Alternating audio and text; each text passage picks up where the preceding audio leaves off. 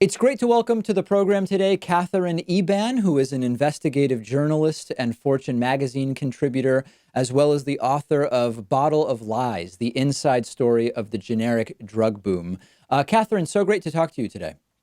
Thank you so much for having me on the show. So generic drugs is an issue that relates to intellectual property. It relates to FDA regulation. It relates to the medical world. I mean, there's so many different areas that are relevant to talking about generic drugs. But I guess to begin with, how far back does the concept of a generic go? Well, I mean, it really goes all the way back to probably the 1920s, 1930s. But the idea that you could basically be a company that breaks down a brand name drug and tries to remake some version of it is a very old concept. In the sort of modern generic drug Mhm. world, when we look at generic alternatives to name brand drugs, many people believe that it is down to the finest level, the exact same thing as the brand name, except without the brand name. It turns out that's not always true, and it's, in fact, often not true in ways that are sort of concerning and dangerous. Talk a little bit about that. Right. Well, it's actually almost never true. So, generics are not identical copies. They are versions of brand name drugs. And the FDA recognizes that they're not identical because they give a range that the generic can fall into in terms of the dissolution of the drug in the blood. So, under the best of circumstances, the generic is similar but not identical. Um, they may have different additional ingredients, different time release mechanism. They're made in different factories.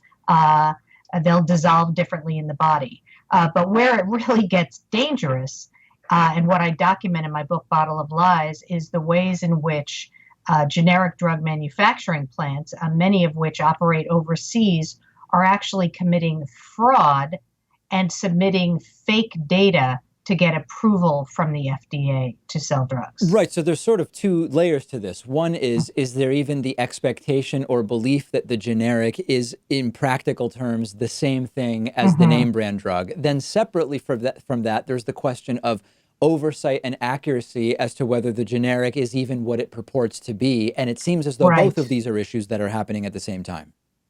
Right. I mean, the idea of the generic as a version and not an identical copy is accepted and actually acceptable. And for many drugs, a version is fine. Although there are some drugs where really precise dosing is required, and those can be a problem. But the I think the greater risk for American consumers is that the FDA is not adequately policing these manufacturing plants overseas and essentially accepting the data that these companies are submitting as accurate when they are not. And it's not always, I mean, so there are a number of criticisms of the FDA, many of which I've made on this program. But is Mhm. this limitation in terms of the standards that are being applied to generics, is this something that the FDA is choosing not to do, or is it something that it is, at least in some cases, unable to do? Well, I think the two are somewhat connected, but basically, the FDA is a domestic agency that, because of globalization, was suddenly required to police manufacturing plants all over the world. And it essentially acknowledges the difficulty of this because for US plants, when it inspects, the inspectors arrive unannounced and stay as long as is needed. But because of the complex logistics of overseas inspections, the FDA announces that it's arriving to these plants, gives them weeks and sometimes months of advance notice that they're coming. So my investigation reveals they will send in the plants will send in data fabrication teams to alter documents, invent documents, uh, backdate documents. And these are all, quality data, quality documents that speak to whether the drug is bioequivalent, whether it's got impurities in it or not, all kinds of issues that are critical to how the drug functions. When we think about this, there might be people, depending on their health circumstances, who hear us Hmm. talking about this and they go to Advil versus the CVS generic equivalent, for Hmm. example. But there Hmm. are other people who may be in situations where they are actually using generic alternatives to very, very expensive name brand drugs, depending on the medical conditions that they may have. Does your investigation suggest that the same issues exist to the same degree with both the Advil generics and the really expensive drugs for less common conditions, or is it more one versus the other? It's actually both. So, just to give you an example, in the book, I follow these cardiologists from the Cleveland Clinic who realized that when their patients were getting switched to certain generics, um, they were initially stable and then they were no longer stable. And even they found that heart transplant patients were suffering organ rejection Hmm. when they were switched to certain Indian generics. So there is that's generic drugs that were manufactured in India. So there's, life-threatening dangers here. My book focuses less on over-the-counter drugs, but what consumers should know is that the drugstore brand, say Duane Reade, CVS, the drugstore chains are contracting with the lowest cost Indian manufacturers to make those over the counter drugs.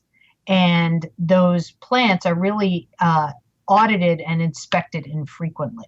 So there is a quality issue there as well. So, I mean, having dug into this and investigated Hmm. it for the period of time that you did to write the book, is your takeaway that there's just too much risk with any generic and that patients should be doing everything they can to get their insurance to cover the name brand? Because we'll talk about the sort of Yeah, practical limitations of that. I mean, yeah. are you, did you come away that concerned where you would just want the name brand of any drug that you are taking? Um, I would say two things about that. I came away extremely concerned, and I interviewed plenty of FDA investigators who themselves would not take the drugs made in the plants that they were inspecting. Hmm. But that said, I also recognize cost is a serious reality, and it is for me as well. So, what I do is I often ask my pharmacist to switch from one generic, which I don't trust, to another generic made by a different company that I might trust more. That's And I'm interesting. So often, yeah. it's knowable which brands generics are more or less, is trustworthy even the right Mhm. word? Um, it is a knowable thing. Now, the problem is, do you have to be an investigative journalist who's looked into this for 10 years to know it? Right. Um, in order to help consumers, I have put information on my website, which is katherineeban.com. And so there is information about steps that they can take to try to figure out um, whether their generic is trustworthy or not, and what the options are if they determine that they want to switch. It is a bit of a maze. I'm not going to be, kind of sugarcoat that. I think what's really needed is congressional action here to fix the problems that I've exposed. But in lieu of that, I think there are certain steps that consumers can take. There's also something called an authorized generic. So that is a generic where the brand company has made a contract with the generic company, handed over its recipe, and the generic company is making the drug under a contract, so it's actually closer to the brand. And sometimes those authorized generics are actually manufactured in the very same plants as the brand name drug. What a lot of people who have dealt with insurance companies know is that depending on the coverage that you have and depending on where you get your insurance, whether an individual marketplace as a self-employed person or through a work-connected insurance plan, there are all sorts of complex rules about what your insurance will or will not cover when it comes to prescription medications. And doctors certainly have the ability to put no substitution on prescriptions, which Right, effectively tells the pharmacy that a name brand is what should be provided. But that does not guarantee that one's right. health insurance is going to cover the name brand at the same price that the generic would be covered. So this is really complicated stuff, particularly for people who require medications that are extremely expensive. Absolutely. This is not simple. And you're quite right that even with the do not substitute, there's no guarantee that the insurance company will cover a brand when a generic is available. Can you talk a little bit about, I mean, obviously there are a number of different types of concerns. There's straight up safety concerns, right, of side Hmm. effects that one could experience adverse reactions. There's Hmm. also the concern of just a drug that in its generic version is less potent or may not achieve the same results as Right. the name brand. How would you sort of put percentages on those two concerns and others that may exist as a general rule when we talk about ways in which the generics may be suboptimal? Right. So I don't know that I can offer percentages. What I can say is that even if the generics are fine, there is an issue for what are called narrow therapeutic index drugs. And so those are drugs that require really precise dosing. And the doctors who prescribe those, so it's cardiologists, psychiatrists, endocrinologists, they are familiar with this as a problem. And they have raised questions about whether the FDA's standards um, are narrow enough to ensure that the generics are clinically equivalent to the brand. So that's like in one basket of concerns. Um, Unfortunately, with this other basket, there is really widespread fraud in the overseas manufacturing plants that are making the majority of our generics. So, just as an example, I feature in the book an FDA investigator named Peter Baker, who became exceptionally good at finding data fraud in these plants. And over 5 years, he investigated 86 plants in India and China and found some element of data fraud or data deception in about four-fifths of those plants. That So is that, a stunning number. yeah, it really is. Yeah, absolutely. So, I mean, these are plants that are doing everything from using the brand name drugs to run tests and take that data and submit it to the FDA as though it was their own data from their own drugs.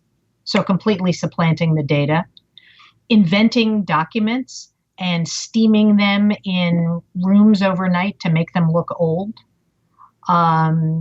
Completely just discarding critical manufacturing documents where FDA investigators have dug them out of dumpsters when documents are supposed to be retained. So, these are really major lapses in what are called good manufacturing practices that these plants have to follow. I mean, some plants have even, when you have a sterile manufacturing plant, and that's very serious, they have to follow sort of aseptic regulations. They have literally invented their sterility data.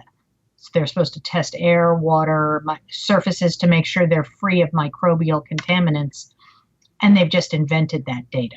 They're not really running the tests. So that's the kind of things that are going on in these plants. Absolutely, absolutely stunning. Make sure to check out Catherine's book, Bottle of Lies, the inside story of the generic drug boom. We have been speaking with the book's author, Katherine Eban, who is an investigative journalist and Fortune magazine contributor.